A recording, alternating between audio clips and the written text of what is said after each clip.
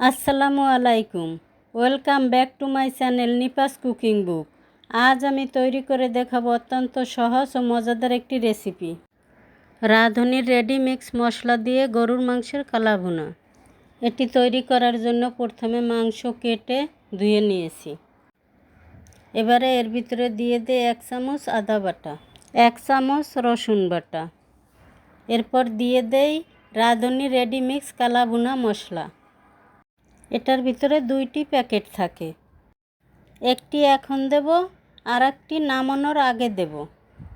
এখন দিয়ে দেই পরিমাণ মতো লবণ, দিয়ে দেই পেঁয়াজ কুচি, দিয়ে দেই 1 কাপ পরিমাণ সরিষার তেল, দিয়ে দেই 1 চামচ সয়া সস, দিয়ে দেই কয়েক টুকরা দারচিনি ও কয়েকটি এলাচ, দিয়ে দেই 2 চামচ পরিমাণ চিলি সস।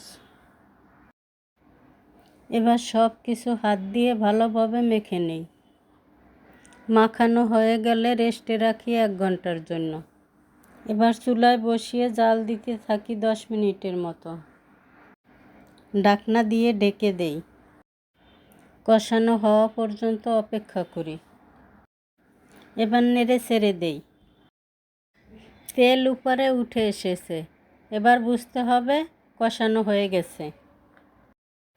এবার মাংস সিদ্ধ করার জন্য এর ভিতরে দিয়ে দেই গরম পানি, একটু নেড়ে ছেড়ে দেই। ঢাকনা দিয়ে ঢেকে জাল দিতে থাকি। ঝোল টেনে আসলে এবারে ছোট প্যাকেটের মশলাটা দিয়ে দেই। আবার একটু নেড়ে ছেড়ে মশলাটা মিশিয়ে নেই। এবার একটি ফ্রাই প্যান বসিয়ে তার ভিতরে দিয়ে দেই সরিষার তেল। তেল গরম হয়ে উঠলে দিয়ে দেই রসুন কুচি, দিয়ে দেই কয়েকটি শুকনো মরিচ। এবার একটু নেড়ে ছেড়ে নেই। রসুন একটু ভাজা ভাজা হয়ে আসলে এর ভিতরে দিয়ে দেই পেঁয়াজ কুচি। এবার একটু নেড়ে ছেড়ে নেই। পেঁয়াজটা ভাজা ভাজা হয়ে আসলে এর ভিতরে দিয়ে দেই রান্না করা মাংস।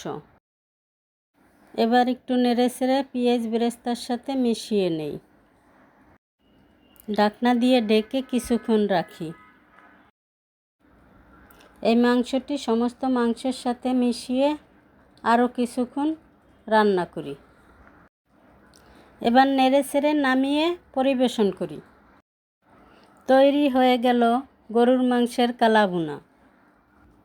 এরকম সহজ সহজ রেসিপি পেতে চ্যানেলটি সাবস্ক্রাইব করুন এবং ভালো লাগলে লাইক, কমেন্ট, শেয়ার করুন। আল্লাহ হাফেজ।